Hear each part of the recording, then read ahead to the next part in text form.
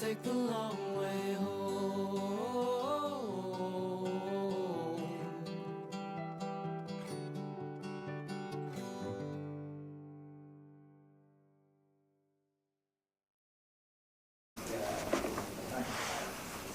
Okay, folks, we'll get started.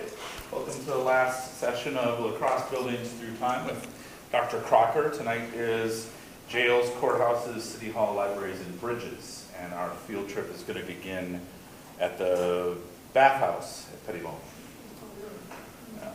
For those of you who don't know, the bathrooms are through those doors, and on the right-hand side, refreshments are courtesy of the Friends of the Library. Just want to point out a couple other things before we get started. We have our Footsteps of La Crosse historic walking tours starting. First one is going to be downtown September 6th. You can go to the Archives website to register. You don't need to call. You can grab one of the flyers for that there. Also, we still have some copies of the companion book to this series available, Crosse Buildings Through Time. So, this is an excellent resource both for on your own and just if your gifts for Christmas, which is, I guess, not too far away, right? A few months. Anyway, so Dr. Crocker. Okay. How's my volume? Okay. You didn't pay anything for this.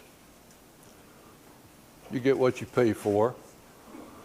But on the other hand, it costs the library the space, the electricity, at least one keeper to watch over me, quite often two. So it does cost. So out of the goodness of your heart, slip a 10 in the food basket back there. Think of what you would have spent if you'd spent the last 8 weeks going to the movies. So we are going to start out where we left off. I want to deal more with the commercial stuff. I got carried away on the cast iron material and the early frame buildings in La Crosse. And so I want to spend a little more time on the commercial because that's what you're going to be looking at. The public buildings, there's nothing left except a couple of pumping stations and the pump house, which has been really butchered up. So instead of spending time on buildings that are gone, let's look a little bit longer at some of the commercial buildings that are still standing. We were looking at several of the buildings by William Nichols, the wandering builder, carpenter that came into La Crosse in 1855 and proceeded to build the whole downtown almost single-handedly, as you will see. He did the post office block that we see here being torn down. Next slide.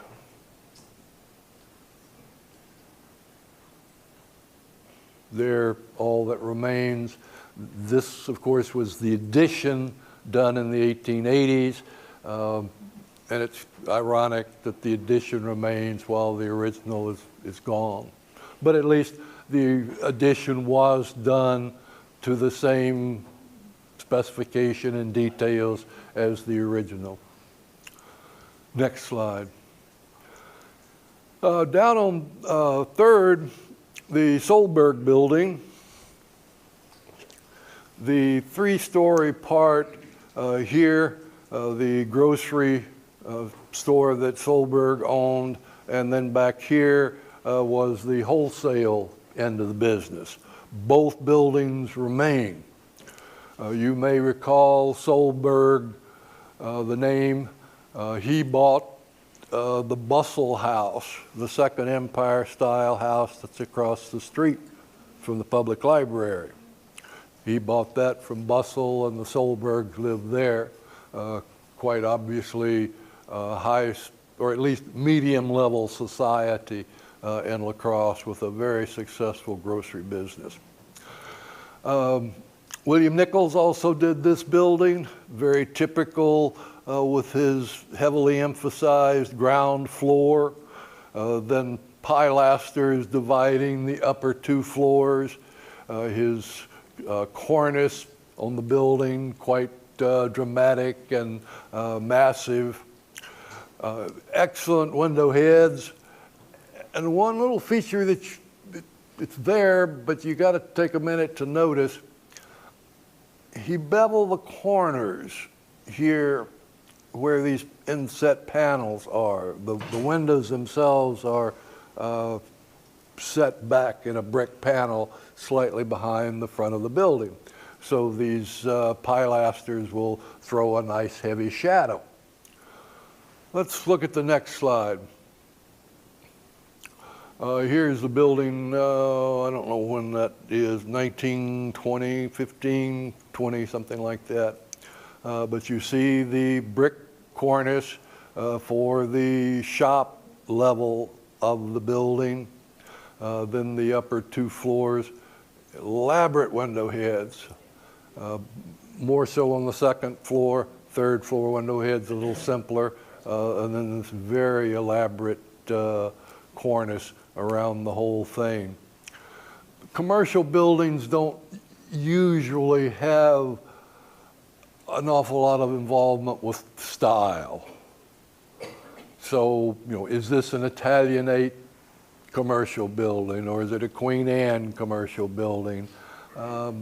It's really probably more Italianate than anything else in terms of the preference for the decorative window heads and the use of the brackets under the eaves, but don't worry about style names much in commercial buildings. Next slide. Here's a detail of the 3rd floor window heads. The classical tongue and dart molding you see here around the arch, and then a heavy keystone emphasized in the center of the arch, and then these pendants on the bottom beneath the spring line of the arch. Next slide. Here a detail of the tin work on the building, and you can also see how the brickwork is arched just slightly as it comes up in these pilasters, so that it reads from a distance as kind of a column capital, or it reads as a kind of easing of that right angle corner, so it's not so abrupt. I mean, you can view it either way or both ways. Next slide. Here's the building as it looks. Well, this hasn't changed too much from this photo, but you can see those little brick arches, half arches, quarter arches up here. And this is one of Nichols' last large buildings in La Crosse. And he left town not too long after he completed this building, about 1877. Although there's good evidence that he came back to La Crosse at least once, maybe twice. But when he finished this building, he packed up and moved to Denver, Colorado. And I think he realized that La Crosse was done growing in terms of large-scale downtown office buildings. He'd built half a dozen and didn't think there was going to be an awful lot of work, on down the road. Architects back then, as now, don't make any money on houses. Designing houses by an architect really is frustrating and oftentimes a money-losing proposition. Big buildings is what they want. That's what generates the income. And that was true in the 19th century, unless you were working for the Cargills or the Colemans or somebody like that. So Nichols went to Colorado, where the frontier was further out, and had a whole nother practice in Colorado. And the Colorado people had no idea where he came from. So he was just this mystery man that floated into town one day and started practicing architecture. So it was very interesting to connect his career here in La Crosse with his career in Colorado. Next slide, please. He also did the strip of the Gantert furniture store, now an antique mall. The first section was done down here, along with Kroner Hardware. Gantert and Kroner had a dual business. Kroner moved out, and Gantert added on and added on and added on until he had a block of buildings there. And some of the nicest cast iron columns in town that you'll see. There is a reference to the Gantert building putting in large French glass, as it was recorded in the newspaper. And I think that's probably when these very large shop windows were put in. They are some of the biggest in town, and they've been there since the cast iron work was put in. So we're talking probably 70s. Next slide. Here you see a detail of one of the cast iron columns. Next slide.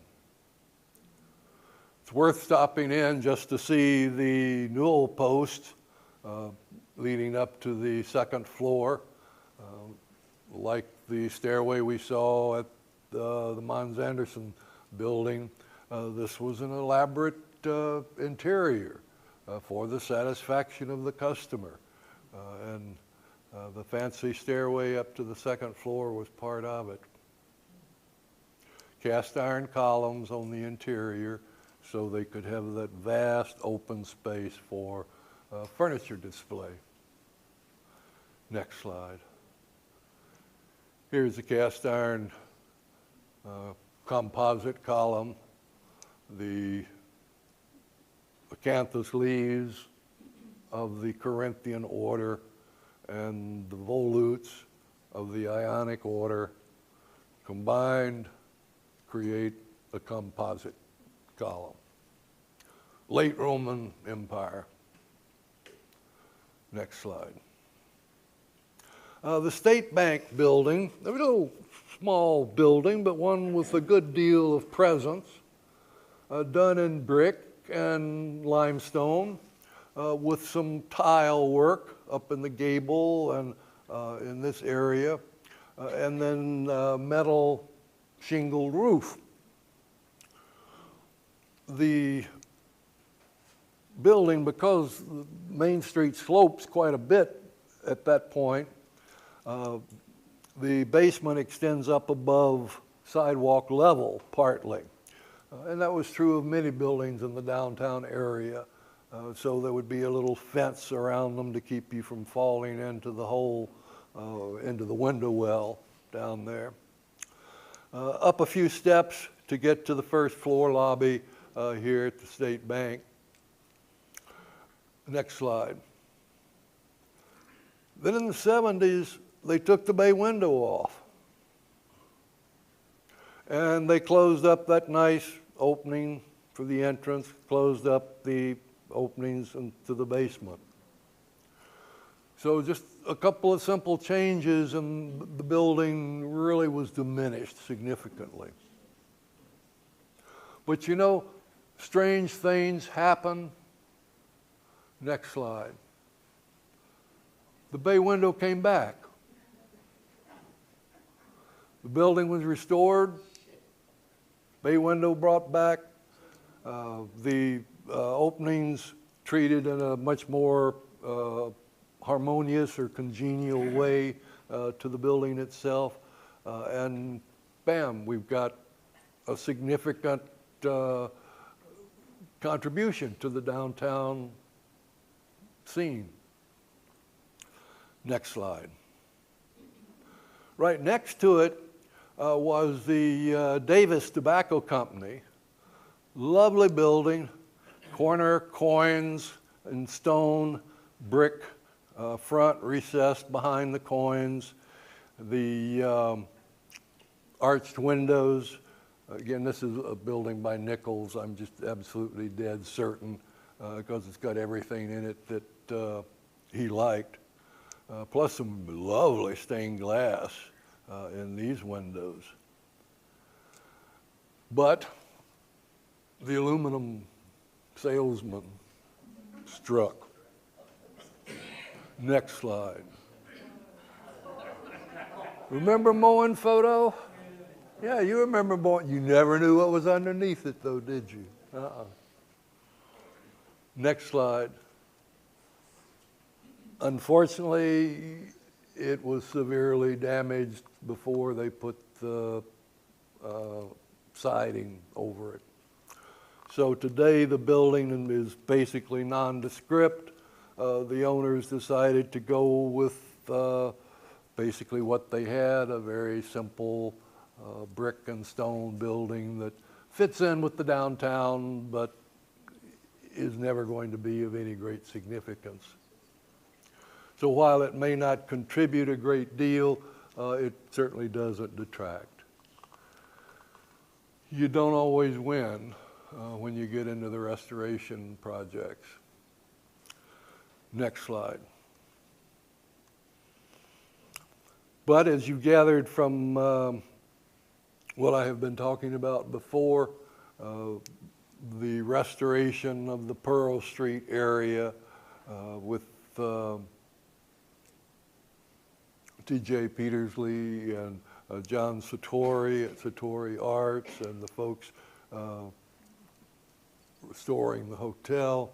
This has contributed so much to the downtown revitalization. And they are sort of the keys that got other property owners thinking about what they should do with their property. Next slide. Those of you that didn't come with us the other night when we were down there, lovely cast iron pilasters supporting that cast iron beam with the rosettes right there as if it came straight out of one of the books that I had for you. Next slide. The side there of Sartori Arts with a couple of buildings from the late 60s or 70s. Next slide. We won't tarry. If you haven't gone around the corner on 2nd to look at the Pamperin Cigar Company, by all means do so. I hate these awnings, and this is a sheet metal one, so it doesn't fold up even. But it obscures the wonderful cast iron columns on the Pamperin building. People are so proud of their historic building, and they do something like that, which totally negates what they've got underneath it. But sooner or later, that awning will go, and the cast iron work is still underneath there. But you can get up underneath there and look at it, even though the awning is in place. Next slide. Let's go on as hurried.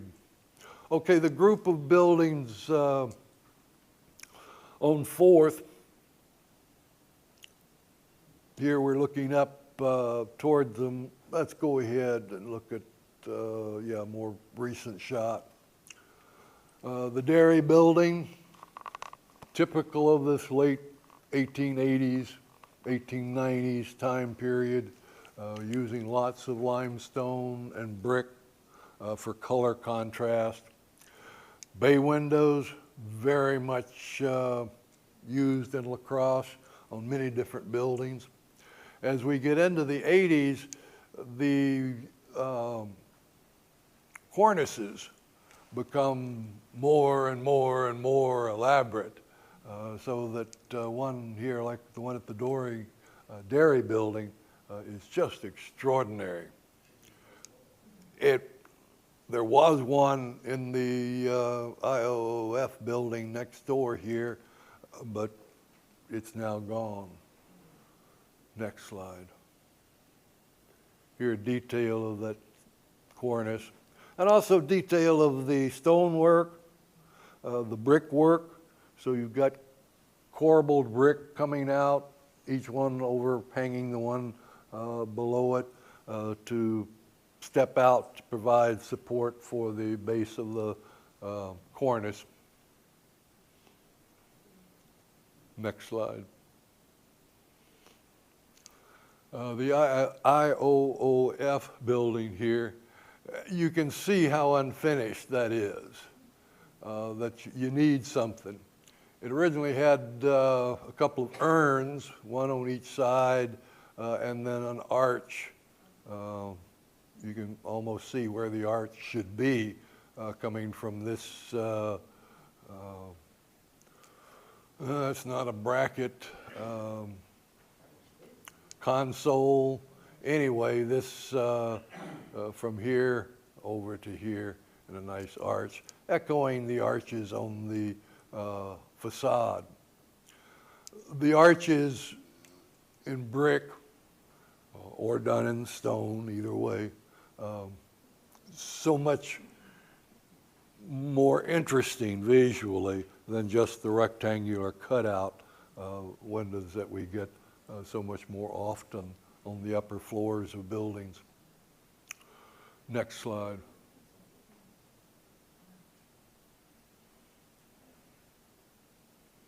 Next. The Line-Loken building. Here you can see one of those little fences railing off a stairway going down into the basement of the building. This is where the Line-Loken bank was originally located. And it has some excellent sheet metal on the front of the building. Not any real cast iron, which is kind of peculiar. I would expect, cast iron buttresses or pilasters of some sort, but instead we get stone. But then sheet metal on the second and third floor. Again, that's something you need to take a little time and just stand there on the sidewalk and look. Next slide. The Klein building, finishing off that wonderful block that we've got there of this group of buildings from the late 1880s into the 1890s. It is doing in brick on the cornice what the other buildings had been doing in sheet metal. But the brick was fast disappearing. It was much more expensive, much more difficult, a lot cheaper and easier just to buy a sheet metal cornice and hang it up there. Next slide. Here a more recent view of the Klein building.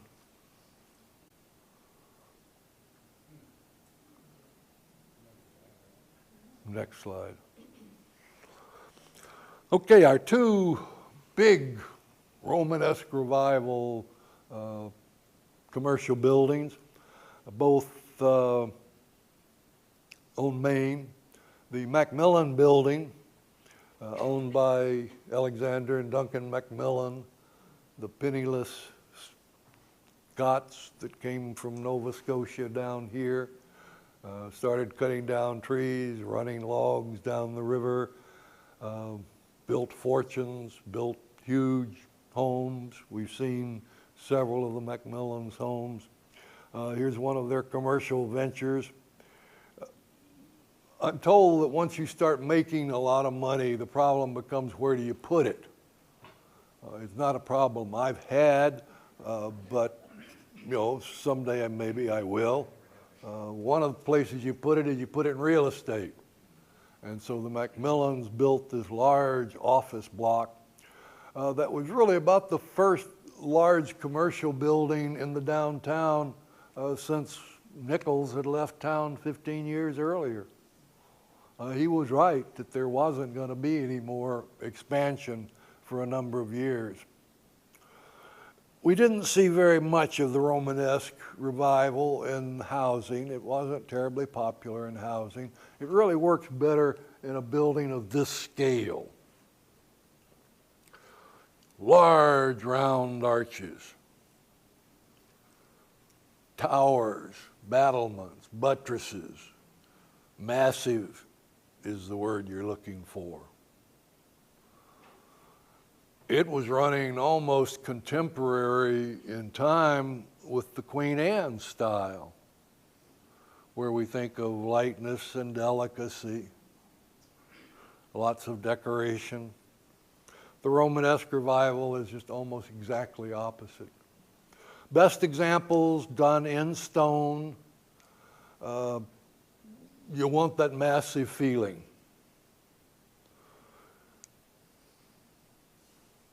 Look how the corner pier runs up. Then we get 2 levels. Then we get a 3rd level. And then we get a 4th level. Nichols would have done it differently. This is an interesting design where 3 stories all under a single arch, and then those 4 arches, of course, acting as sort of gigantic bays of the building. Just as we've been talking about window and door bays all through the last 2 months, same idea. So the system, or the front, is organized with these large round arch crowned bays, and then a central unit that has a very light, delicate arch, relatively speaking to the big ones. I mean, this is still a hefty arch, but compared to the ones up above, it is visually more lighter. So we're getting this counterpoint of up, down, 5 bays across, central unit being very narrow and sort of compact versus the larger side units. Next slide. Unfortunately, the facade was covered in a brownish marble in the 1950s, and the State Bank of La Crosse, great big letters across the marble, and the entrance was covered up with the brown marble as well. The rest of the building was left pretty much intact. Next slide. The Macmillan building is going to get some more work done on it, bringing it back a little better. The other Romanesque revival building in the downtown was the Batavian Bank. It's interesting that these 2 big banks both used, not the Macmillan building wasn't a bank, but that this bank in the Romanesque style just up the street from the Macmillan building, but still a very different kind of feeling between the 2 buildings. This one, 2-story unit to start the building, so we've got this very high base. Normally we put the base right above the first floor, but we've got another situation with this raised basement. And so the first floor sits on this raised basement, giving us a platform quite high.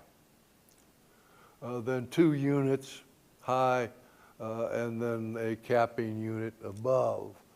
So here we're using pretty much the 3-level idea, whereas the Macmillan building used 4 levels. And visually, I don't think works quite as well. Next slide. Here's the artist's rendering of the building. It had nice floral decoration around the cornice of the building, in panels between the 2nd and 3rd floors, nice floral decoration. Next slide. It not only got the aluminum siding, it got the brown marble also.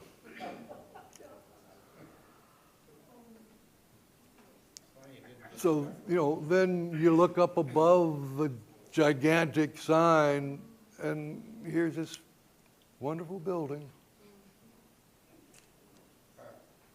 Next slide. It's come back, though. It's another success story. We could do without the awning again, but I'll take it. Our arches are now visible. If you look, you'll see where there's been some damage done to the stonework in the alteration. But still, it's a lot better than what was there. And you can see the decorative panels between the floors. And if your eyes are sharp, you can see the decoration up there on the top. Is this still a wood frame building, but stone outside? No, this isn't. Now we've reached the point where we've got load-bearing brick walls and interior concrete walls. Yeah. So we're out beyond that point in time. Decoration, that's the direction I wanted to mention. What do you do with the top of a building? I mean, okay, here we've got 4 stories, and even if your eyes are pretty sharp, you don't see much up there. Even if the slide was better, you were standing there on the sidewalk, you wouldn't see much of it. What about 5-story building? What do you do with the top part of a 5-story, or a 6, or a 20-story building? So that's been, a big direction from probably the 1880s all the way into 1980. The argument's still going on.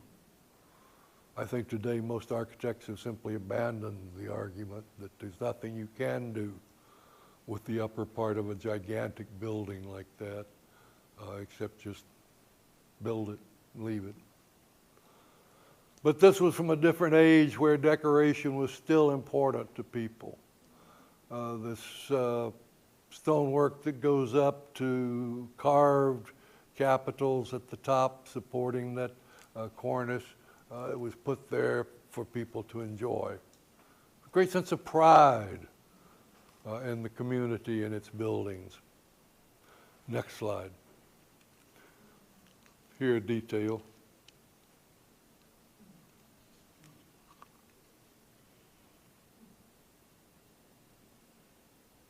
Next slide.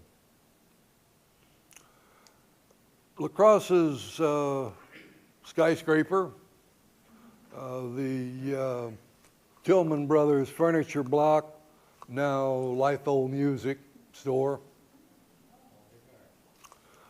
It had cast iron pilasters, ground floor, second floor. You can see the I-beam running across here with rosettes in it. So we've got 2 stories of cast iron here. That's the only instance I know of in town of a building having a second story with cast iron supports. Nice bay window, 3 well-proportioned arches across the front, and then a whole row of little arches bouncing across all the way up at the top, concluding the building. This is the end, is what that little row of arches tells you. It too is a little bit difficult to deal with compositionally. The ironwork links the ground floor and the second floor together visually. The windows are the same size, or the window openings are the same size. So the ground floor and the second floor are visually linked. Well, then you've got the third floor, which isn't linked to the ground floor, second floor. The windows are different sizes. You've got double windows, much more brickwork. It's separated from the unit up here by this heavy brickwork in between. Now, for my money, if they had continued these brick pilasters all the way down and gotten rid of this intermediate section, this would be a much more powerful building visually. But the way it is here, it doesn't really go up quite right. This intermediate section, the third floor, interferes. Is there any function to all of that there that you see? You have, you know, if you go to the top, you see a lot of little windows going across. I mean, what did they do with those? Actually, that's the attic. Just the attic? Yep, because this has a step-down roof. Yeah, okay. You can't put a gable roof on a commercial building in the downtown. It's going to dump the water onto your neighbors.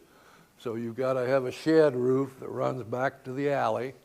And most of them will have a low slope, and then it'll drop 6 inches, 8 inches, another low slope, drop 6 inches, 8 inches. That's what these markers are along here, is showing you the changing roof line. And there's no sense in building that parapet any higher than you have to. It costs money for brick, so you build it 8 courses high, and then you get to the step down, and you build that 8 courses high, and you step down, build that 8 courses high. So you've got this stair step down up there. So the roof is just a basic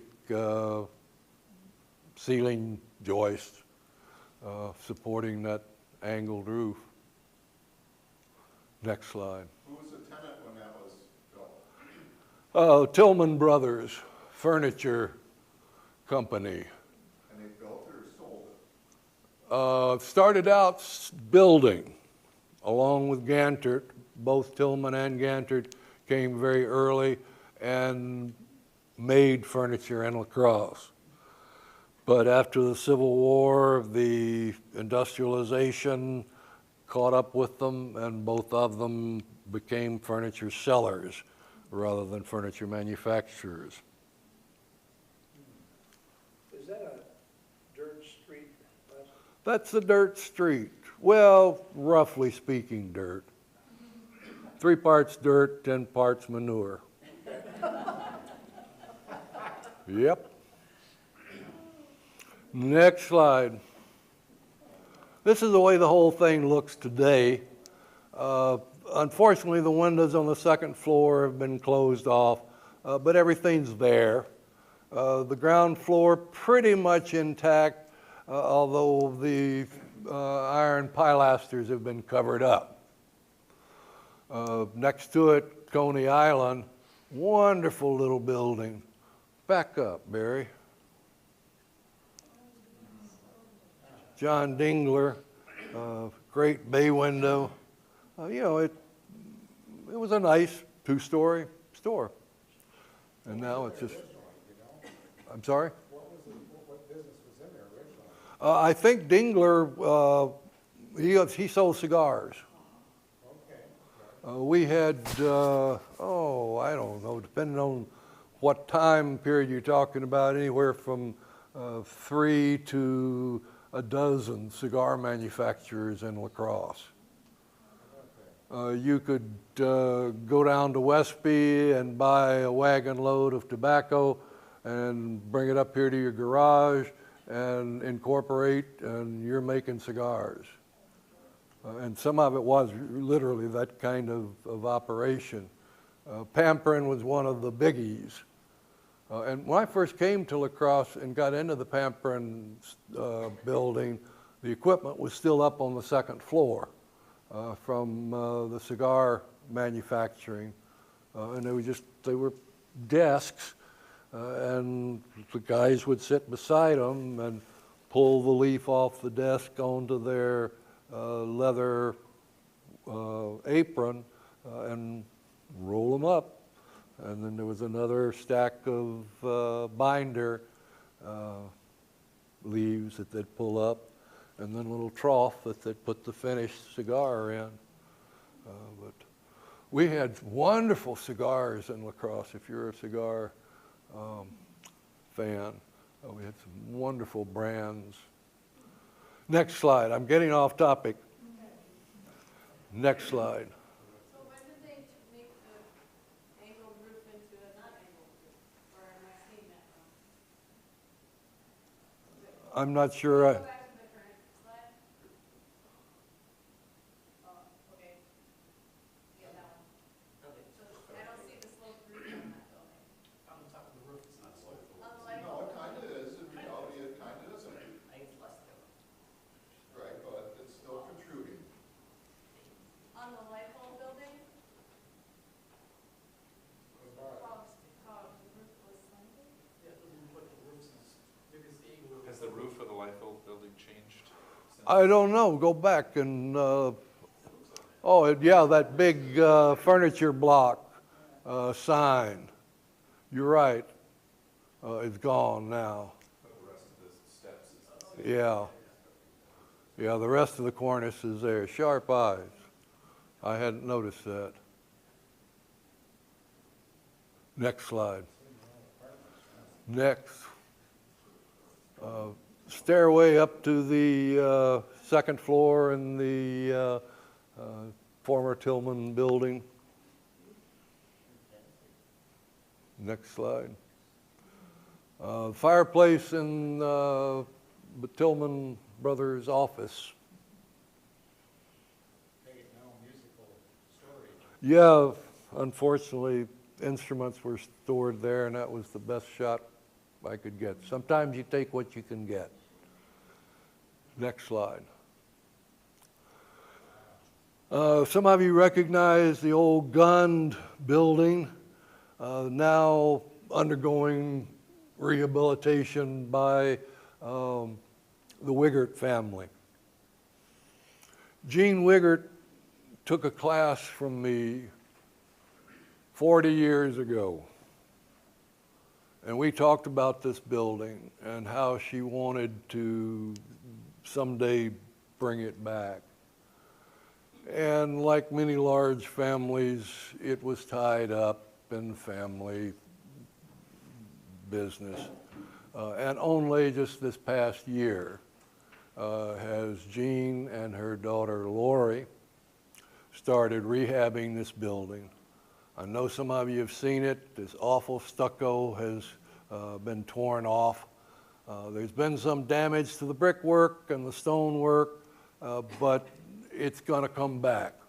And it's going to be a significant anchor in the city there. Because that's a very key block to the city. Let's have the next slide. I've got not a very good view. One of the problems with this building is we don't have very good images of it. But here you see a view of it. That little tower comes all the way down to the ground floor and then just stops. And there's 4 or 5 armed, curved steel, like a bow, not a bow, well, it's just an arch of steel, 5 of them coming, supporting the bottom of that tower and tied into the brick wall there. I didn't bring a photo of it. But this will show you something about what it will be once done. And will be such a wonderful counterbalance to the group across the street. That Pearl Street between 2nd and 3rd and 4th between, well, the 200 block of 4th are going to be really big in terms of historic La Crosse architecture. Next slide. As we move into the 20th century, we've got the same kind of chaos in commercial buildings as we had in houses.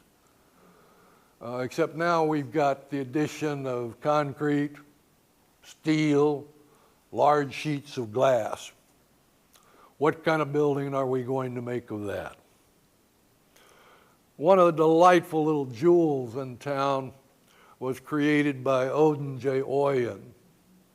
And the Oyen Company was certainly regionally the most important design organization in the country, at least the upper Midwest. Oyen was an interior decorator, an oil painter. He would decorate your church, he would decorate your city hall, your county courthouse, whatever. Came to this country, did a little bit of education work in Chicago, came out here to the frontier in La Crosse, and eventually created a great office building studio for himself. Many of you remember it as Sells Cut Rate Liquor, was in the ground floor. Next slide. This is what it looked like originally, with a stone ground floor. Great windows here for blocking the sun. Second floor has a kind of veranda. It's not really usable, but it's a visual space. It's 18 inches deep, maybe, up here. But it provides an open space into the interior building and also lights part of the studio that was on the second and third floors of the building. Third floor has a window slightly smaller than the windows in the second floor or the ground floor. Then we've got this tile roof, Mediterranean tile roof. This is often referred to as a Mediterranean revival. I don't know, it's just because it's got a tile roof is not justification to me to call it Mediterranean, but then on the other hand, what am I going to call it?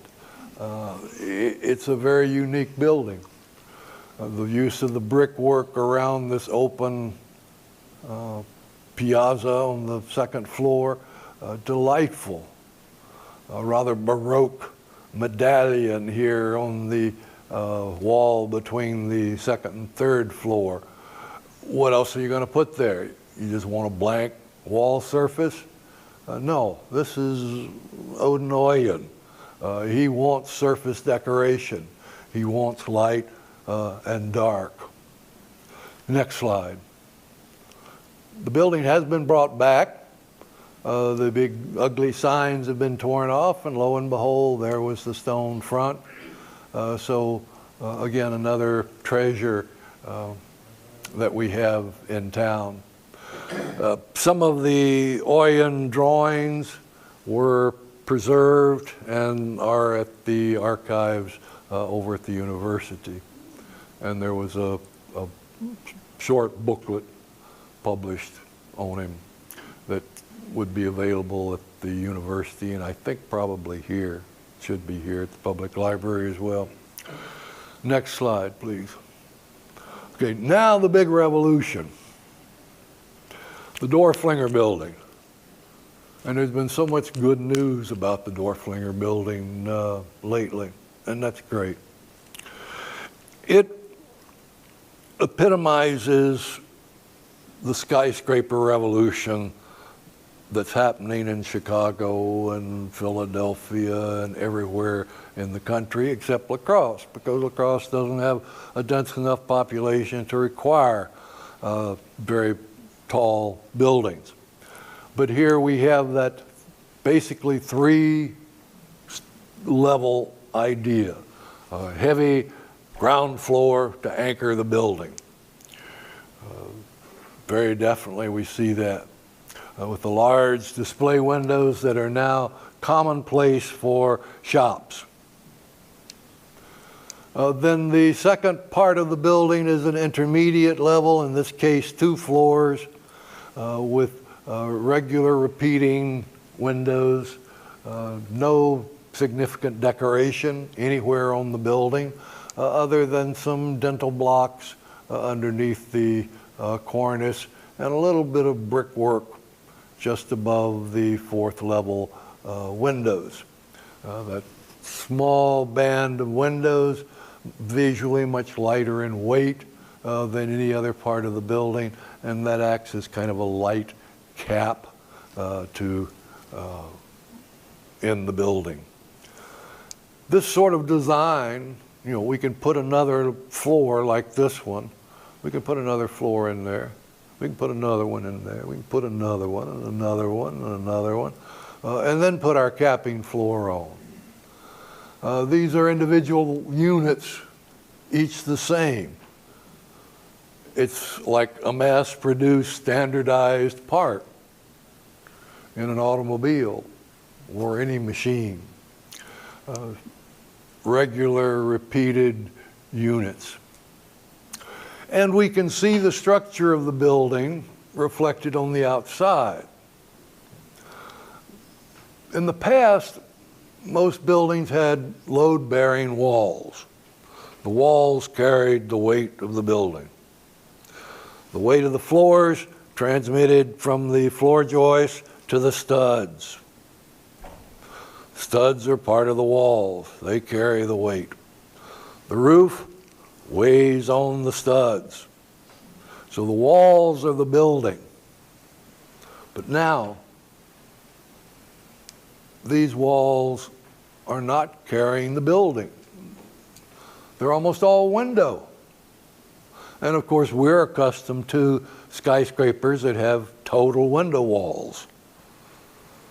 No structural support in the outer walls whatsoever. Non-load bearing walls. This is where it begins. This is very timid, but then La Crosse was a very conservative community, and it was a very good way to begin, I guess. Same sort of thing happened in many other communities where the modern sort of sticks one foot in the door, and this is the result. When I say you can see the structure, the horizontal bands of the building are covering the floors. The floors could have been built of wood, could have been built of concrete. Of course, in today's structure, they would be built of concrete. Vertical supports, large piers, carry the weight of the floors. So this has become a skeleton frame with the individual bones, the vertical bones here in between the windows, carrying the horizontal bones that are the floors of the building. So you could strip these windows out, no problem. They don't carry any weight of the building. The whole thing is part of this grid of horizontal and verticals. Steel, usually encased in concrete for fire protection. So this is the first of that modern revolution. Although, boy, if you look back at the Mons Anderson building, it had everything that the Dorflinger building had, except he's still pretending that the outer walls are supporting something when really they weren't. Next slide. Here's an interior view of the soda fountain and the candy shop over here in the Dorflinger store. You can see the industrial nature with these cast iron, or probably by now steel, columns. No Corinthian or ionic or composite. These are just steel columns, functional. That's the modern word, is functional. The open ceiling with the iron, or again steel now, floor beams, all completely functional. No more of that decorative stuff. We don't need that. This is the modern world. I think these are shoeboxes, from what I can tell on this far wall. It doesn't blow up very well, but it looks very much as if those may be shoeboxes in that wall. Next slide. A little side venture for us. This is the bodega. Bodega has a long, rather interesting history. It actually was 3 buildings. And if you go look at it, you'll see them right away. You see this unit where the roof line is higher. So that's one building. The next to it is another building. And then there's this building that's got 4 windows on the side of it, but nothing here. It in fact opened onto whatever that is, J or Pearl. It opened onto Pearl. It was a grocery for many years, and this was just a brick wall.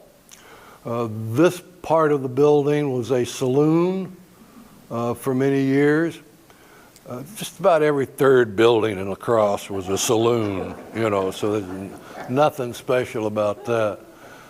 So that was a saloon, and then this was very different stores. You know, stuff came and went here pretty quickly. As I said, this was a grocery, and then it was a battery shop for a while for electrical batteries. Next slide.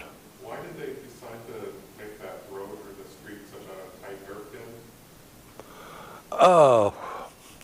We are where the original plat of La Crosse meets reality. That across America, plot lines, even streets, are generally run east-west, north-south. When La Crosse was planned, it was planned not on east-west, north-south plotting, but on the curve of the riverbank, where the settlers were. So the original plat by or for Nathan Myrick has this big curve in it. When other additions were made, they were added east-west, north-south. So when you look at a map of La Crosse, it's got this weird downtown, and it doesn't fit. What happens to Pearl? What happens to J? They just kind of disappear. We used to have Mount Vernon, but it disappeared too, a long time ago. So be careful in the downtown. Streets will disappear before you know it. But that's where the original plat meets later plats that were done north, south, east, west. And that's why, you know, when you're going down Main, you get right there by the cathedral, all of a sudden the street shifts on you. Next slide. Here, the bodega, you know. The windows were put in on this side about 1927, looks like. So it's not terribly historic, but on the other hand, it's been there. It has survived an awful lot. But here you can see the 3 bays of the first building, then the 2 windows, 2 bays of that second building. Now the whole thing's incorporated into the bodega. Next slide. Oh, here you can see, look at the difference in the cornices. And right away you can tell that that's, you know, been altered. Next slide. That's the Henry Niebuhr Saloon. That was the first building I showed you. Back up, Barry. That building. That's Henry Niebuhr's saloon building right there. go forward. There we are.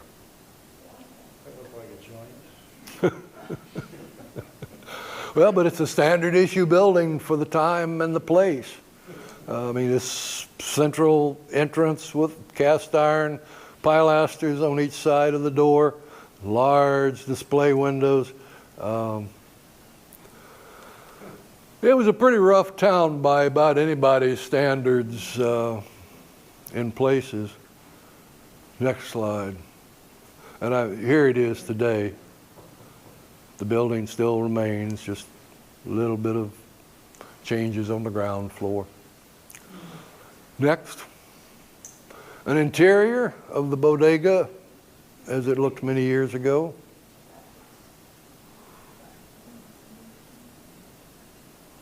Actually, this is Fry's. I think this is Fry's building that became part of the bodega. Next slide.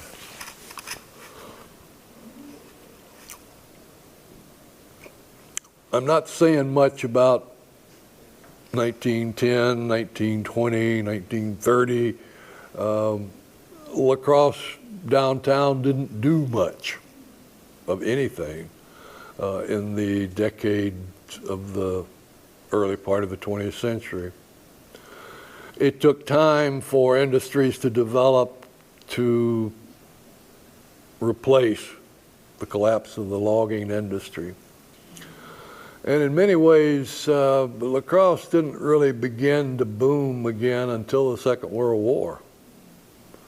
And a number of the local industries were part of the war effort.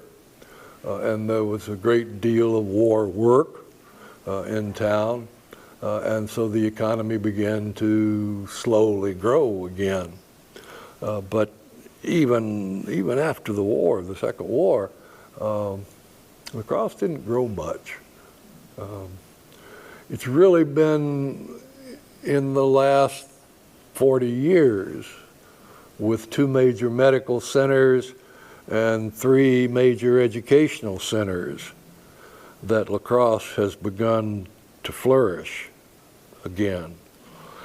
If you pulled out professional people at the universities and the hospitals and their support people and the students and the patients, La Crosse would be 25,000 people probably.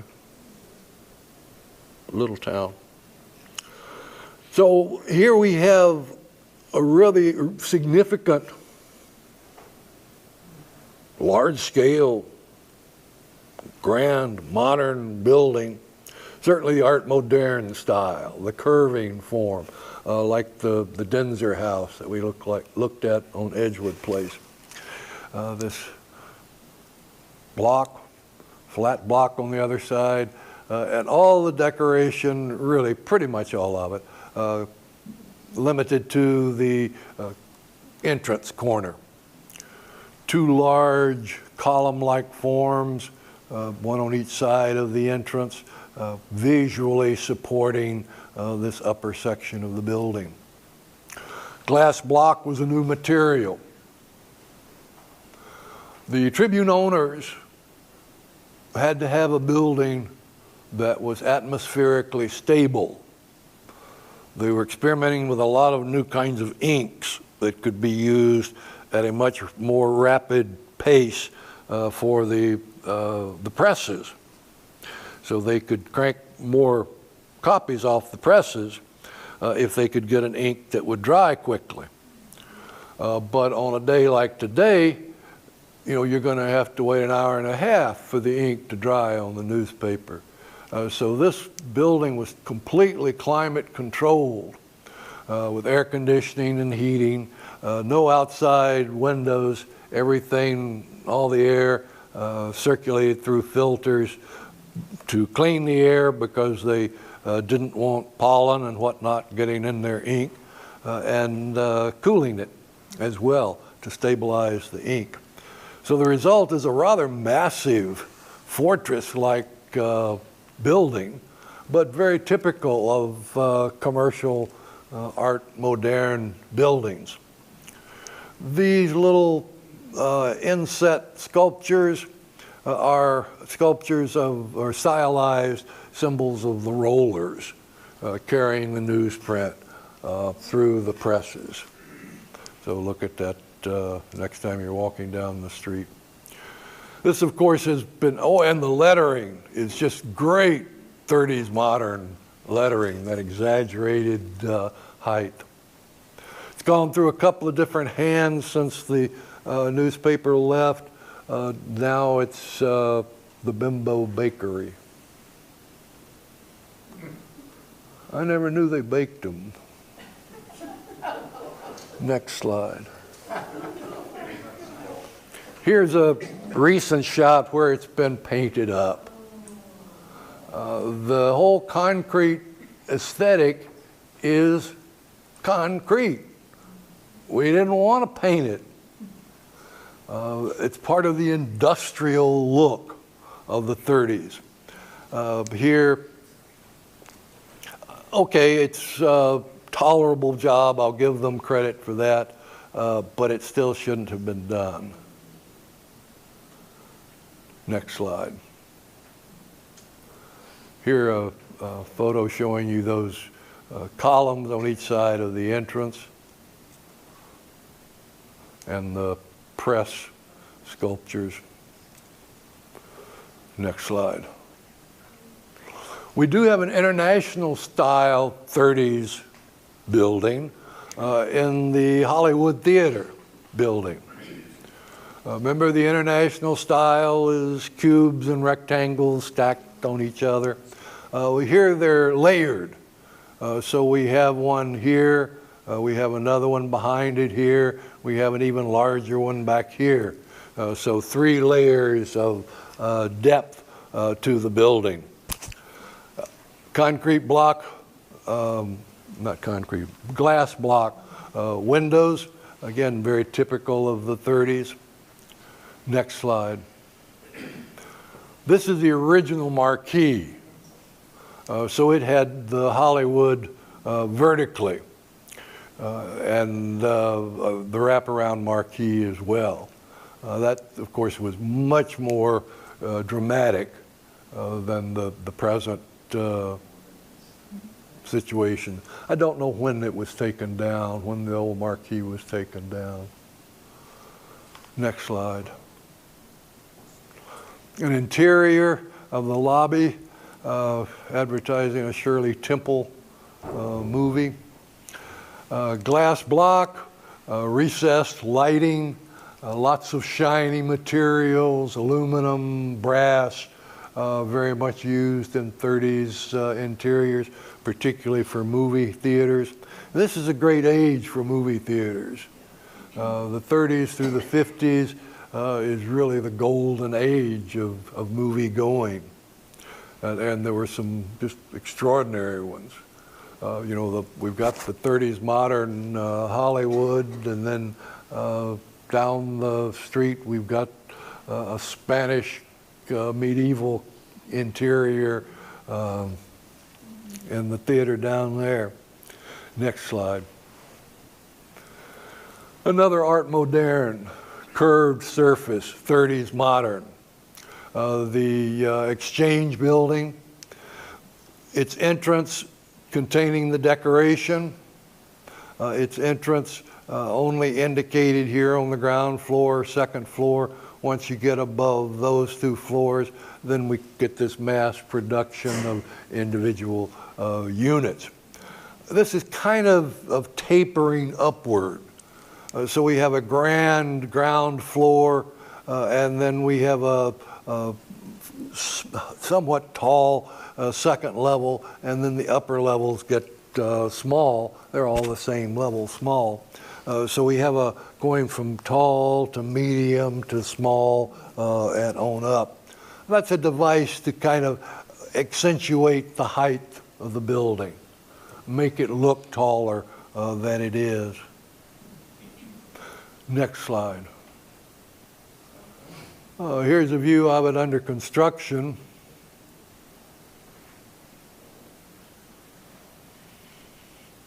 Next slide. This is all just thin veneer on the surface, basically stucco over wallboard. Next slide. Not sure about that. Oh, that's Mr. Heschler's bull, the one we saw on the front of his house as well. And here it is on the elevator housing of the building. Forward lacrosse. He's bullish on lacrosse. These buildings of the 30s also are industrialized in their use of metal framed windows, just like you'd have on a factory. Many of them were crank out rather than double hung windows, or crank up shed type windows. That's part of the industrial aesthetic that goes along with the international style, or some buildings in the international style. A rejection of the historical past, that it's industry, it's mass production that will bring a better world to the world. Next slide. Here's the interior of the lobby of the Exchange building. We are all bullish on lacrosse. Next slide. We'll finish here with a shot looking up Main Street, probably about 1910, 1915. The bank building here is gone. You may remember that was destroyed in an arson. The Greek gyros place that was here, the guy burned it down for insurance. And then this building, of course, is the one that we lost the old half of. And so this most important corner of the city is literally kind of desolate today when you look at it, because there's two empty lots here and here. Well, let me take just a second and reshift the program, and we'll have 15, 20 minutes on public architecture. Switch to a different folder. Let's see.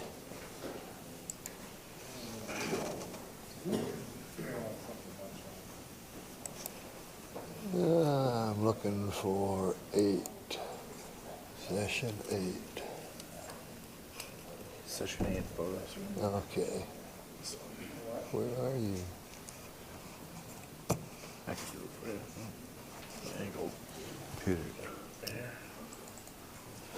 Yeah, there we go.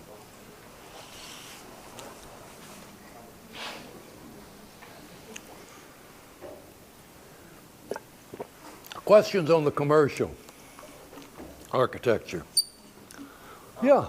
The Macmillan building, the Romanesque building, the back of it is really boring. It doesn't really match. Was the back always boring and didn't match the front? Yeah, I agree. That's usually the case. People don't spend money on the back side of their buildings. It's not supposed to be seen. You'll often see in a building, there's a thin veneer of high quality brick, and then the rest of the wall is cheap brick, very obviously cheap brick. So if it's not necessary, why spend the money on it? On the other hand, a number of communities around the country have done wonders with their alleys, especially in downtown. making cut-throughs, easier for people to get from one place to another. If you're in a historic district that has old garages, you can even have an alley architectural tour.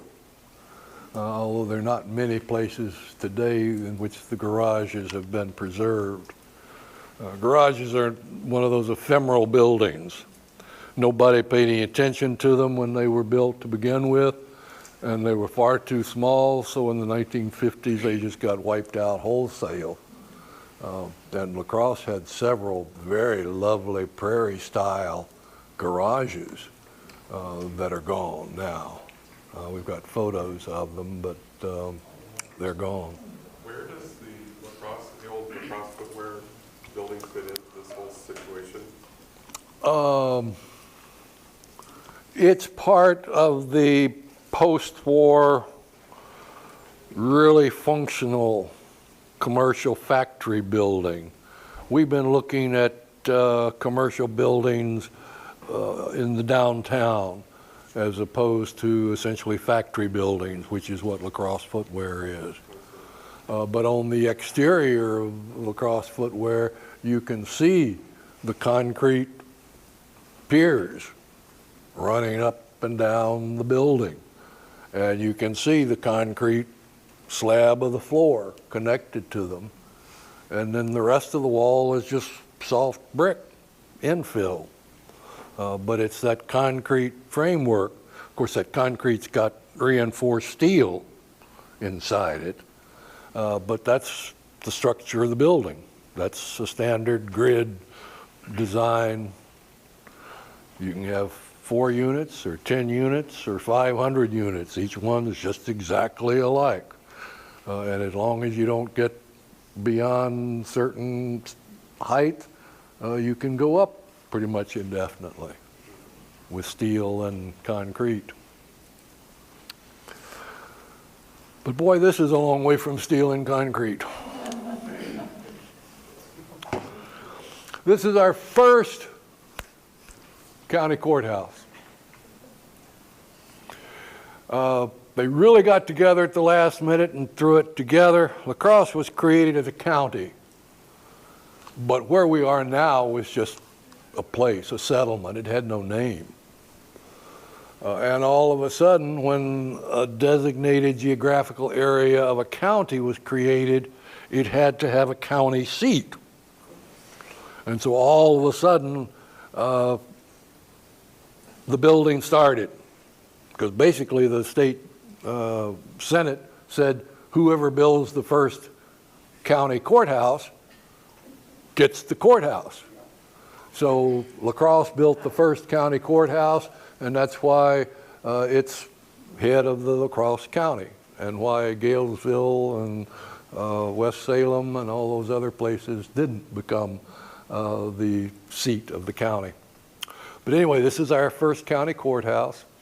You can't see it, but it one time had a balcony right here. There was a door. You can see where the door has been closed up, and there was a balcony for public speeches. This was the tax assessor's office. This was the county court, met on the second floor of the building. So this was where everything important happened before La Crosse became a formal city with the city hall and all of that business. It could be a church, could be a house, could be a barn. It's our basic rectangular vernacular building. It was moved a couple of times, used for a variety of things, finally ended up as a freight storage building down by the railroad. Next slide. This is our first,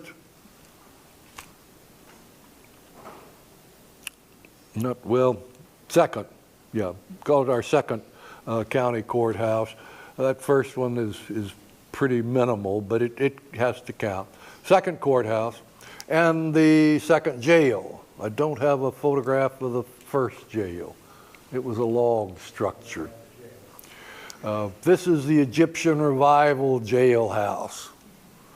It's Egyptian Revival because of the curve of the cornice, and the angle of the walls is battered, but that's about the only Egyptian characteristics it has. Andrew Shepard was the builder for the second courthouse here. Andrew Shepard was the stonemason who built the old part of the Mons Anderson house that we talked about.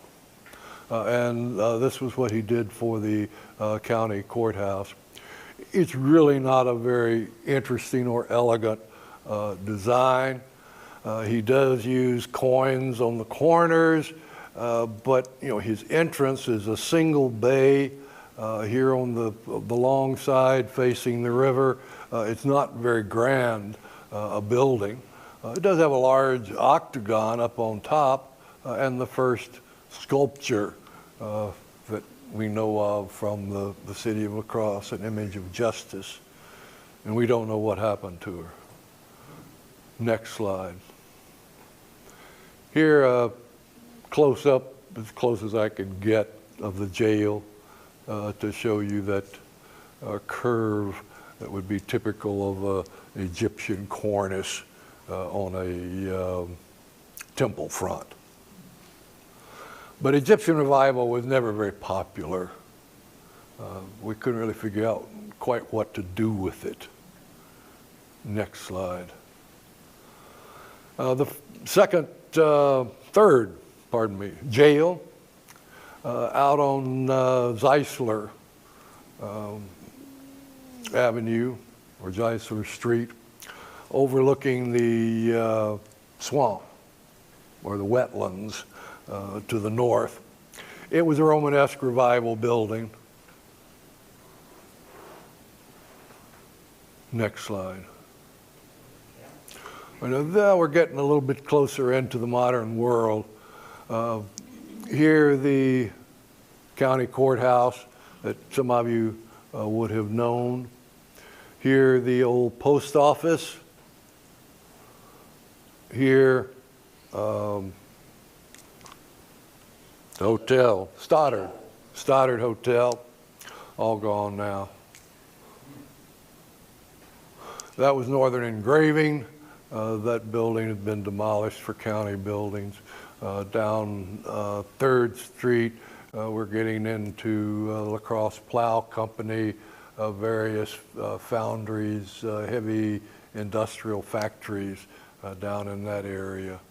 Most all of which were torn down.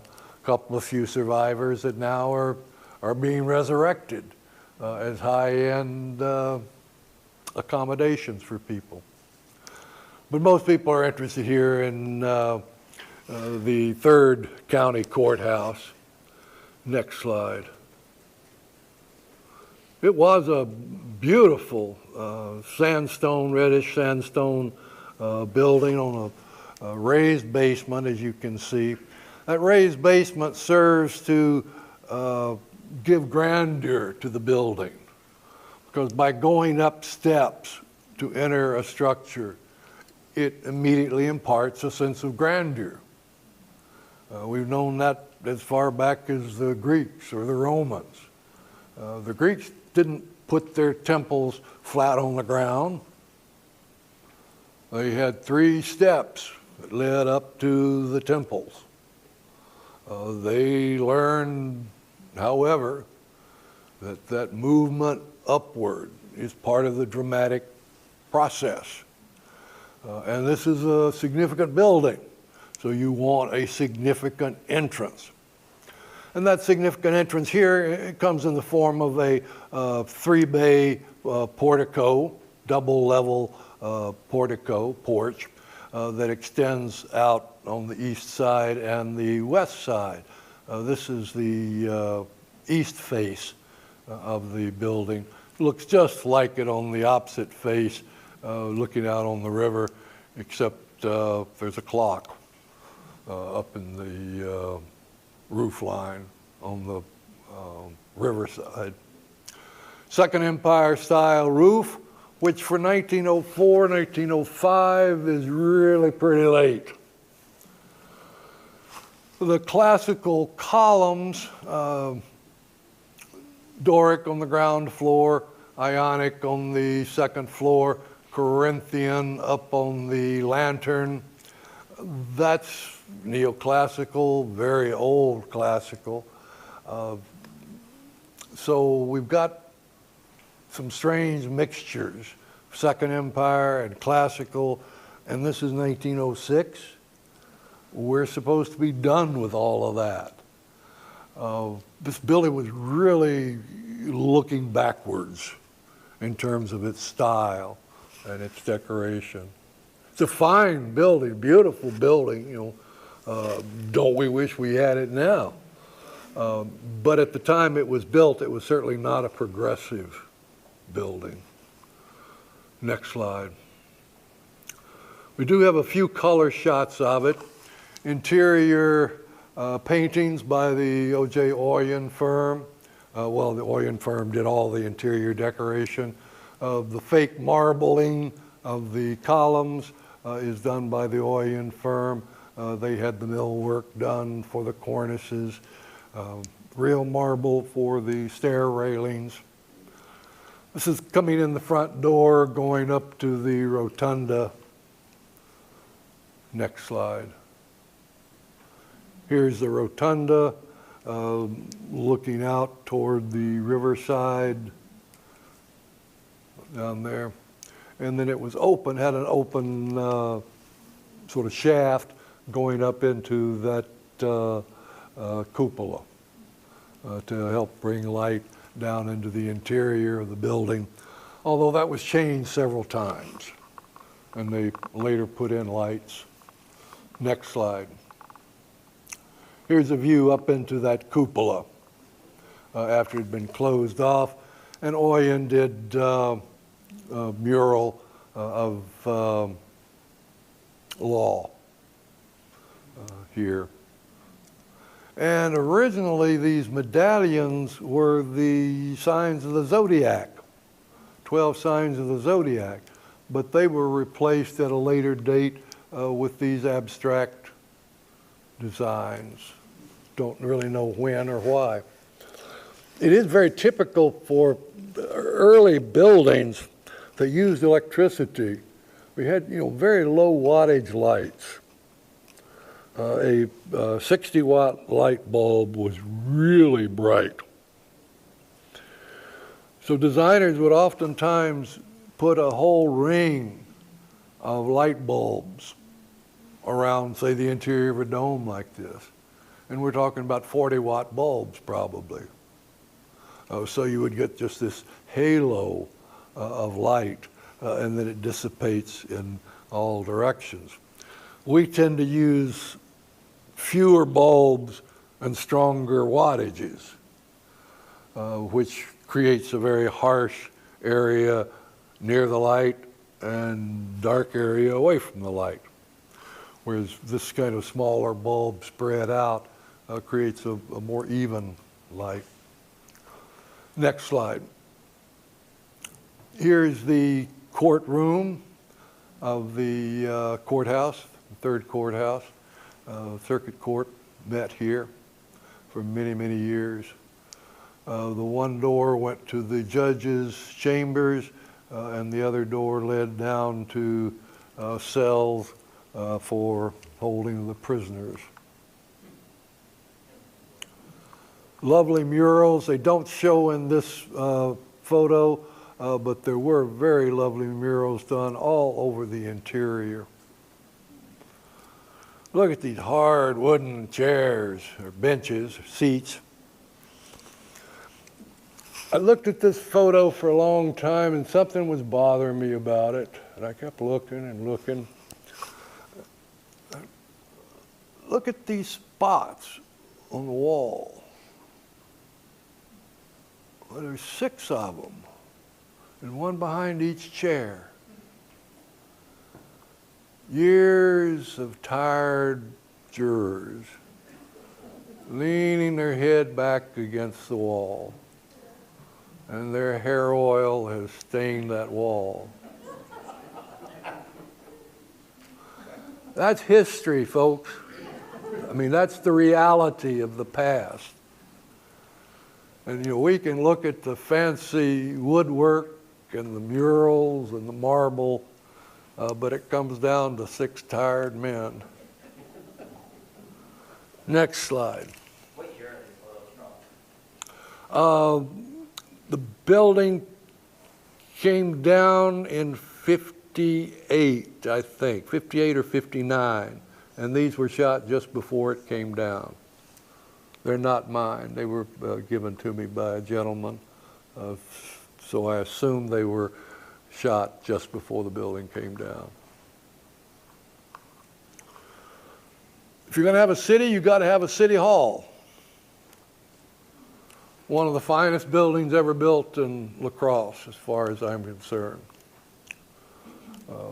Built by, or designed by, William Nichols, my man. It's a modified version of the Capitoline Museum in Rome, built by Michelangelo. The system of openings on the ground floor and closed areas on the second floor, rusticated piers, rusticated means heavily surfaced, rough surface, rusticated blocks making the piers or pilasters, the recessed surfaces where the windows are. Those are all characteristics that Michelangelo used and William Nichols used. So when he sat down and designed the City Hall for La Crosse, yeah, he was still operating under his Second Empire style mania with a roof. And the roof is certainly not Renaissance Italian, not at all. The Italians wouldn't even show you a roof on a building like this. But this is Nichols having fun. He liked the Second Empire style roof. He didn't care much about anything else from the evidence that I can see, but he really liked the roof and the opportunity for decoration. He takes it even further with this cupola on top of the roof that was actually used as a bell tower, of course, but it's a little bit more fantasy. And we don't think of fantasy when we think of city halls and fire stations, because the ground floor was the fire station. And you see all the fire equipment lined up outside for the photographer. This is one of those stereo views that was made probably around 1881, and I'm showing you just half of it. Unfortunately, having a fire department under the City Hall is not a very good idea. The noise, the smells, etc., everything, it's not a good idea. So they pretty soon built a new fire station and moved them out and had the whole building for City Hall. But then a local moneymaker decided that there was good money in that location on Main Street, and he bought the building, and the city eventually built a whole new city hall that we'll see in a minute. But this building became a commercial structure. Next slide. That's it. Yeah, that's it. The stonework on the side is the same. It's the original building, but it got a whole new front when commas. Once we can see it again, I kind of miss that. Seriously. Go one more, Barry. I think I've got forward. No, I didn't bring it. Somewhere I've got a shot where the brick work on the second floor has been filled in, but the ground floor still has the stone work showing. And of course, it's no problem putting in large store windows. Now gone, now it's parking lot next to the Macmillan building. So there's, no question that, this is the same building, it's on the location. I was in the building before it was torn down, went down into the basement and looked at the cells that they had down there for the city prisoners. So it was relatively intact. Although through the years it had been a speakeasy.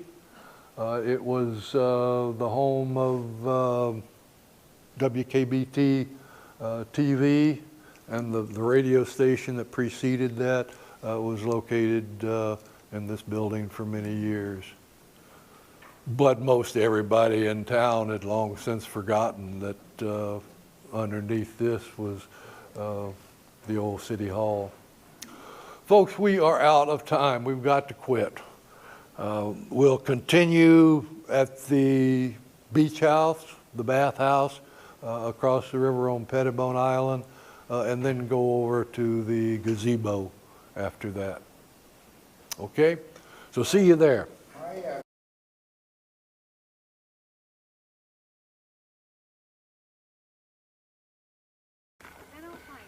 There are a lot of reasons for preserving old buildings. Some of them because some of them are beautiful. Sometimes because they have a connection with some significant moment in the past.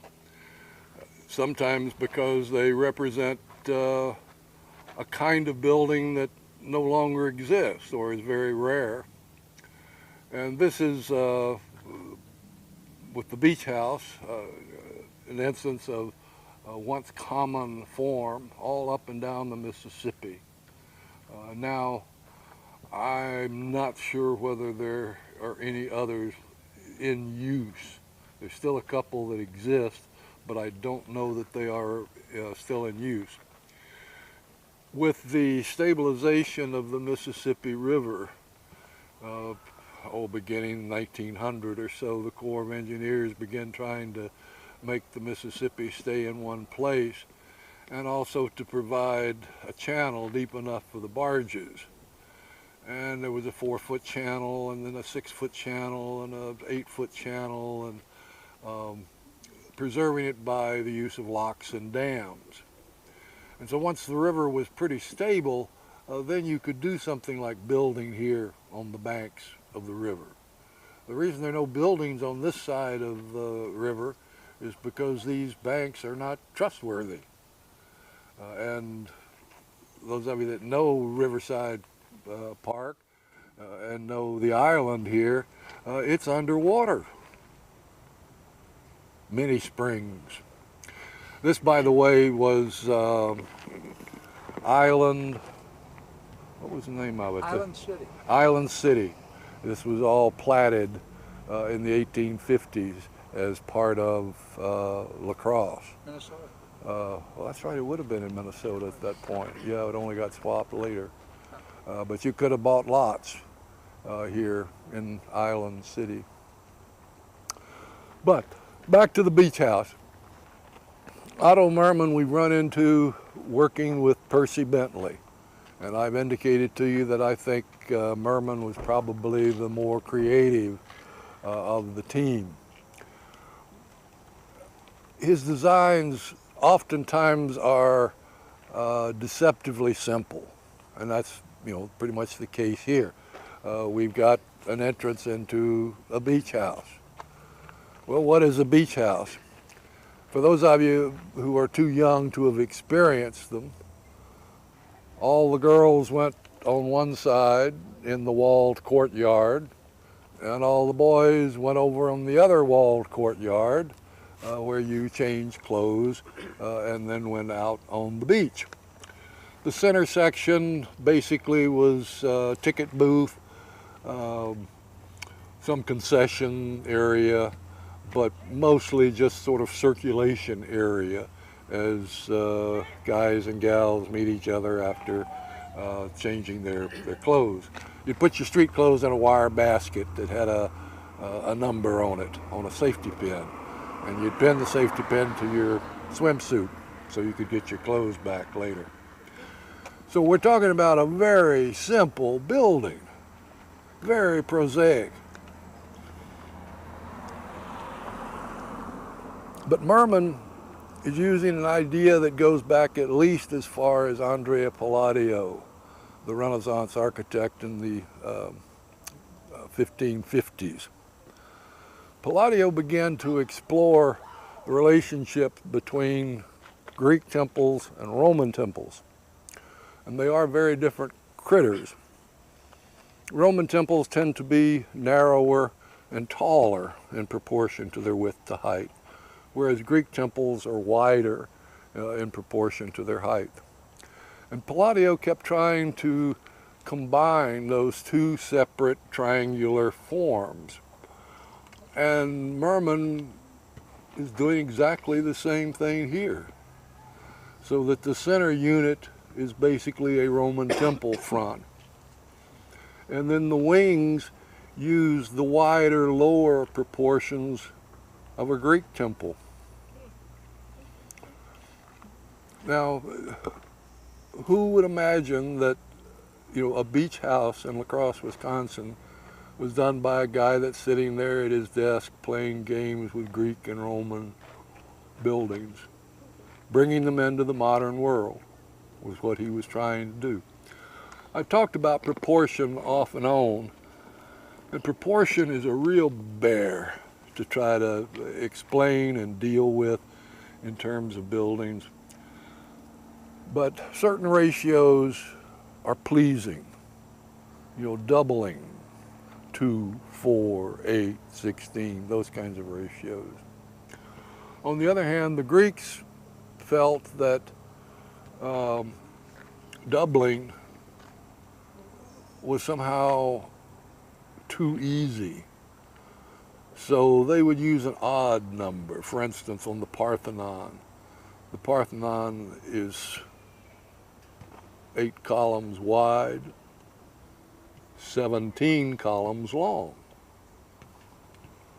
Well, 2 times 8 is 16, folks. I mean, even the Greeks could count. Why? Well, one explanation is because the long view foreshortens the building. And so by adding a column, it makes it look longer than it actually is, and that brings it into visual proportion to the front of the building. So we started to get into these problems of what's in visual proportion versus actual existing proportions. So sometimes a builder will suggest a shape or a form to be included in the building. But here we've got the simple Roman front with Greek side wings. And that buildup of roof lines is intentional. I mean, he set the side wings back to make that central section more dominant. Of course, this is also the basic shape of the Roman basilica, the Roman law court. Long rectangular building with side aisles, gable roof over the central section, shed roof over the side sections. Well, it's also where the Christian church got its basic form. That was derived from the Roman basilica. So we've got that echoing of the church with the tall central aisle and lower side aisles that he's playing with. Interesting columns. They're really kind of Egyptian revival-ish. No base, really.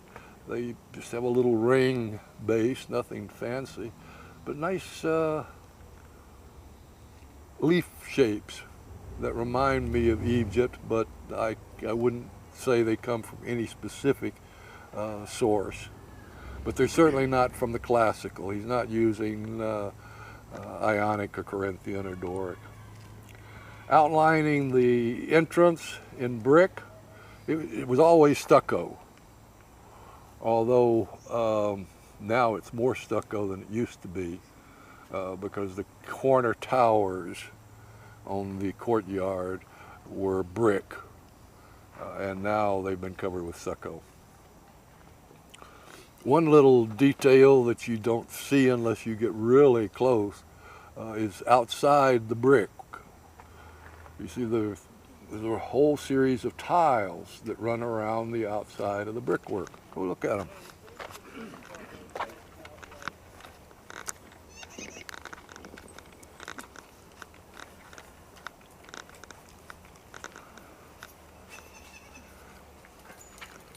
It's all a vine going up the side of the building with squirrels in the vine, grapes in the vine, various critters in the vine.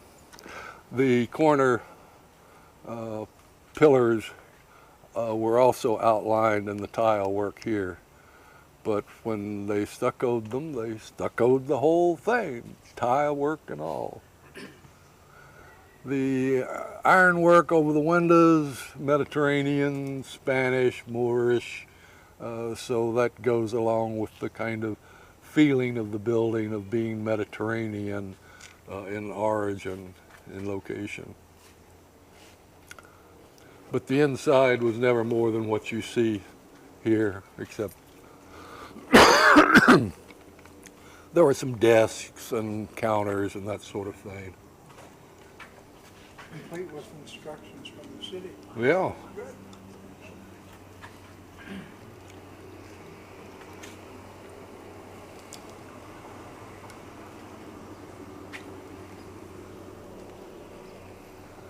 I have had a number of disagreements with the firm of Hackner, Schrader, and Roslansky, but they did the restoration job here on this building, and they did an outstanding job of it. They really did. So with all these buildings, it's always about the front, the facade.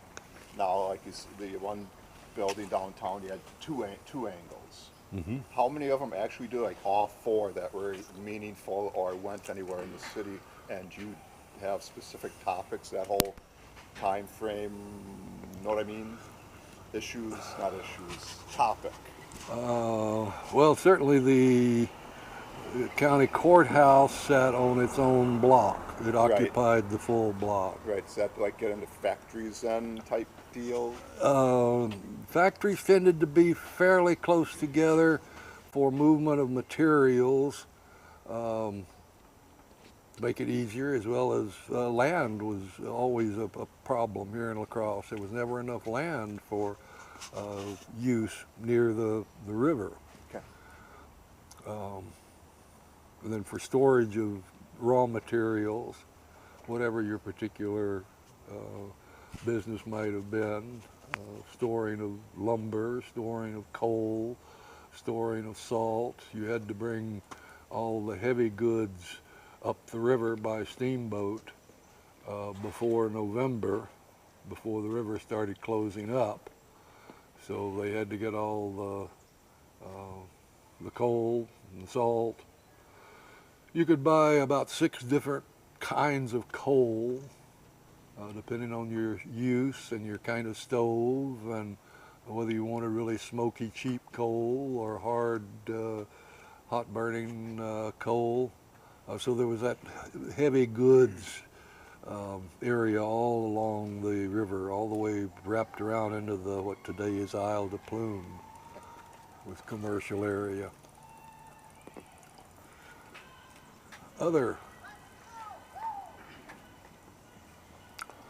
Okay, just as, why don't we get out where we can see the bridges? Okay, getting across the Mississippi River was a problem in the early years. There were railroad bridges up on the north end of La Crosse. Some are still there that date from the 1860s, 70s, 80s. So there was crossing by rail, but it wasn't until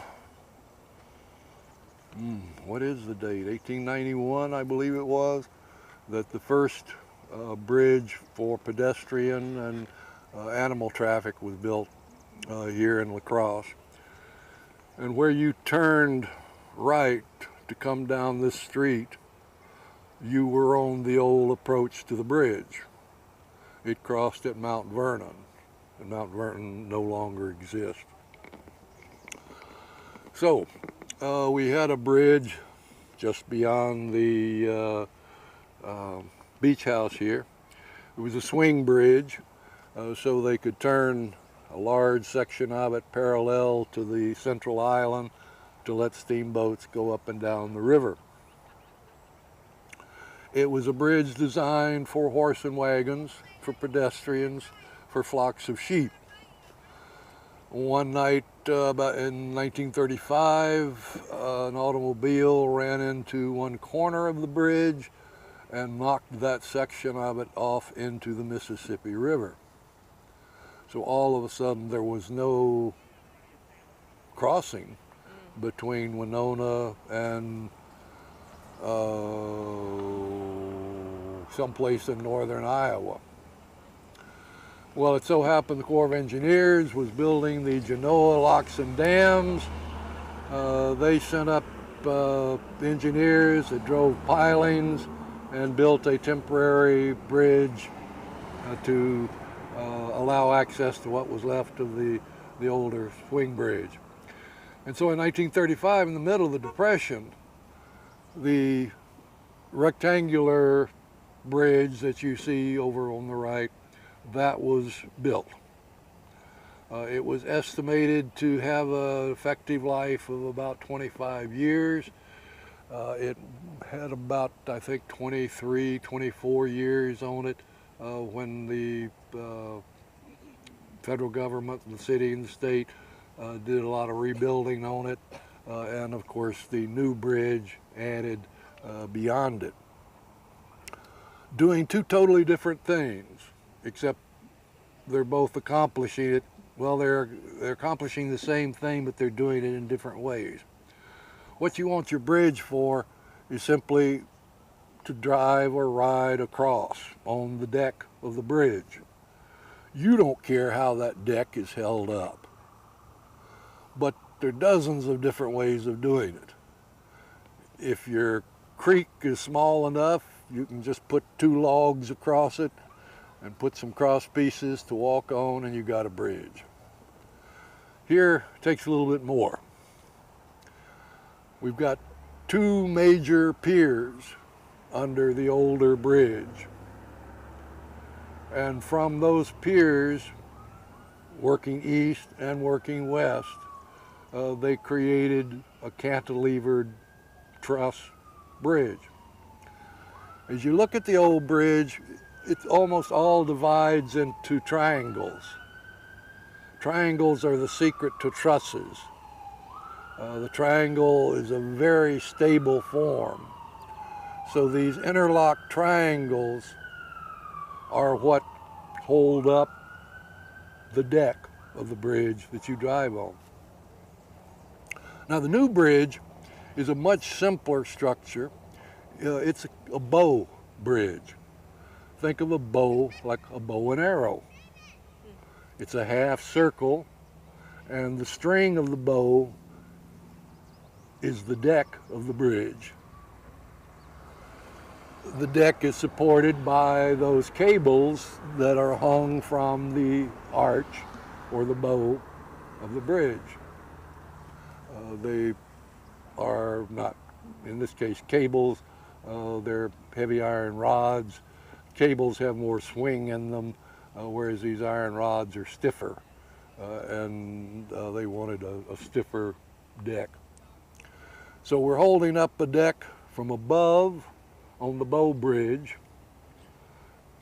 On the truss bridge, we're supporting it basically from below, with the trusses above to give stability to the whole structure.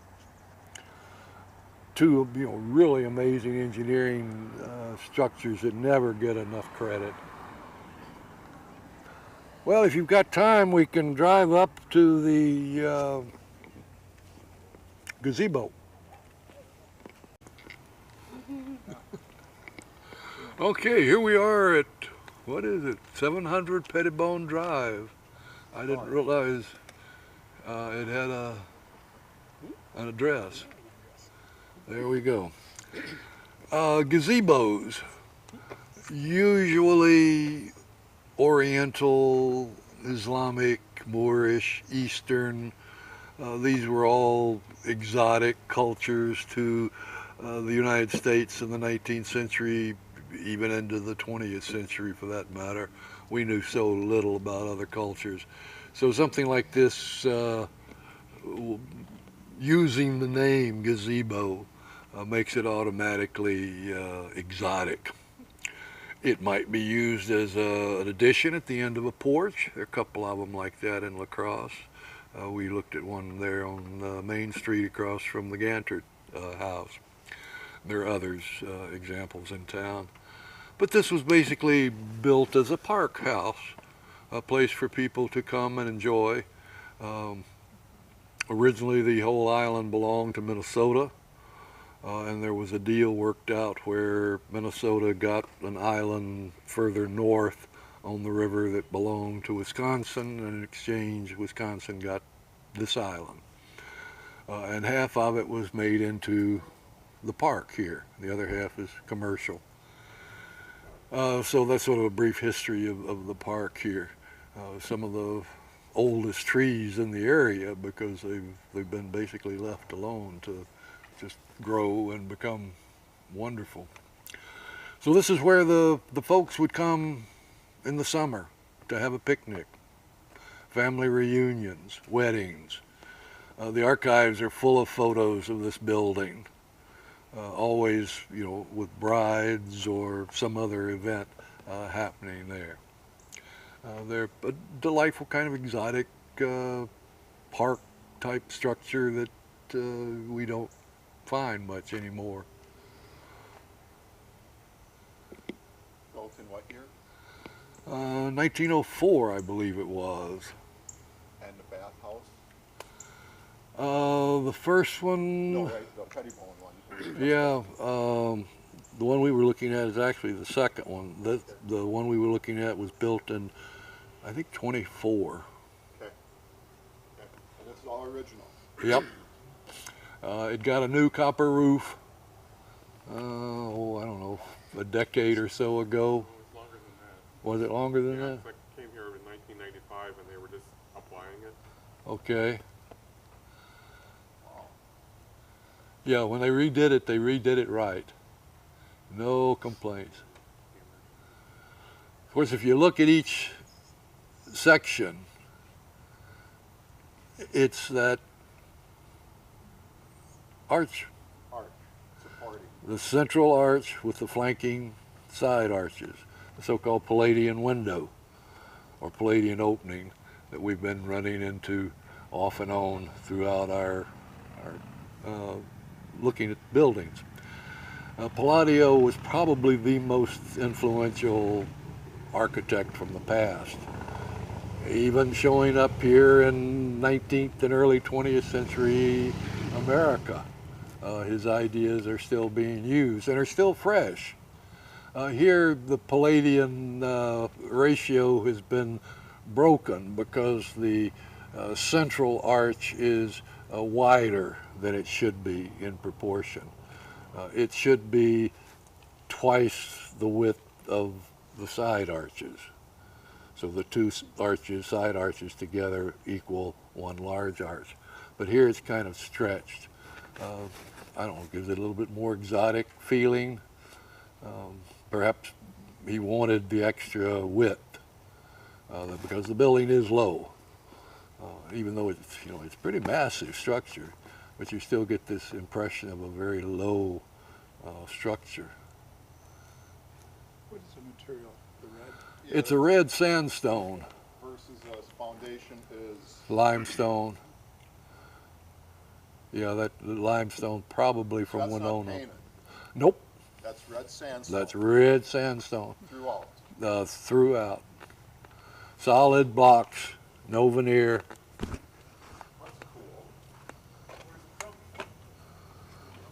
I don't know. It's in Minnesota somewhere. Probably Redstone, Minnesota. Not bad. Yeah, well, you know. Stone. Yeah, pipestone. Speaking of which, the bank, the McMillan building, I think, was that considered Winona Stone?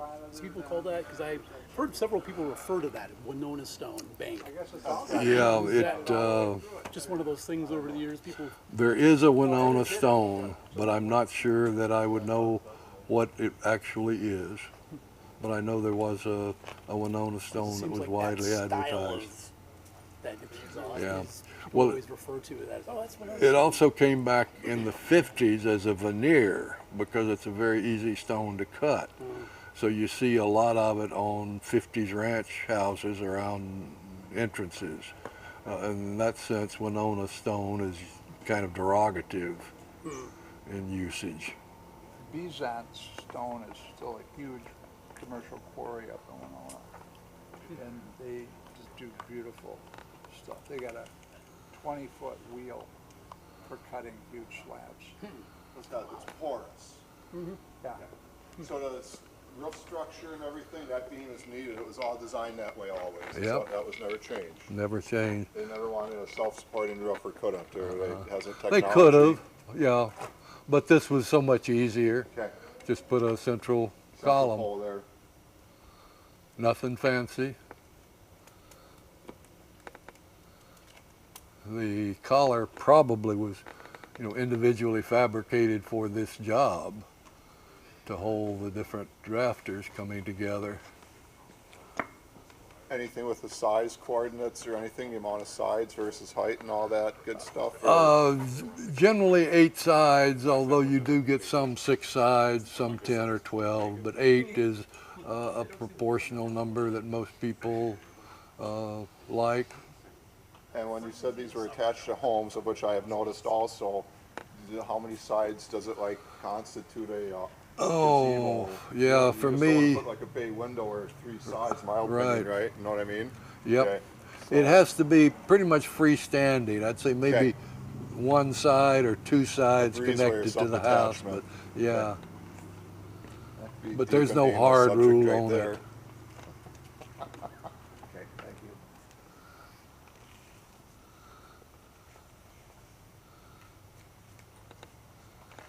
The way these rafter tails come out to support this deep overhang is such a great feature that doesn't take anything particular in effort or time, a little bit, but it's that little detail.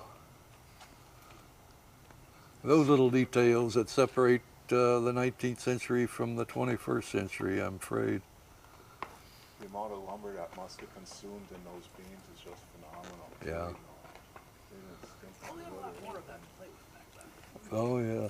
And I would really consider this a 19th century building, regardless of, whether it was built in 1904 or 1910. Its ideas and its appearance and the materials, everything about it is a 19th century building. Other questions or? round columns, I guess, are they carved or are they turned? They would be turned. The turning capability would certainly be available by this date. We're Oh, it almost, was. yeah. Put them on a lathe and spin them. Wow. Well, the Italians were doing it in the 1400s. Yes. The Romans were doing it. So the volume of traffic across the bridge vis-a-vis versus the one versus the other, did a lot of people use the first bridge, or was that? Yeah, it was pretty heavily used. There was a lot of traffic. La Crosse was the destination for northern Iowa. Just really, I suspect if you looked at buying patterns today, they wouldn't be much different from what they were in 1890. That the folks from Allamakee County come up and over, and It used to be a toll bridge when it was first. yeah, but then once it was paid for, they dropped the toll, which is, most cities that did that sort of thing didn't drop the toll. They always find something else to use it for. Yeah. But they had barges that were pushed by small steamboats. So you could load your wagon on the barge and push it across to bring your grain into town, or your hay or firewood for the winter. Was there ever much of a ferry system?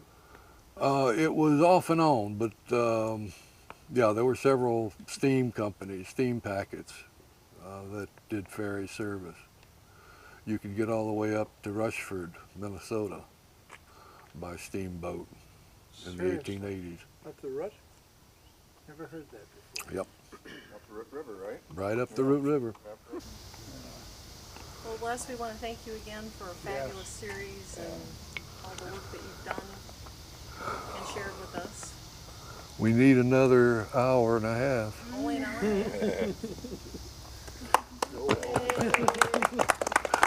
Thank you all for going with me. I always enjoy the trip, but it's more fun when they're good people along. Same time next year? Well, that's still under negotiation.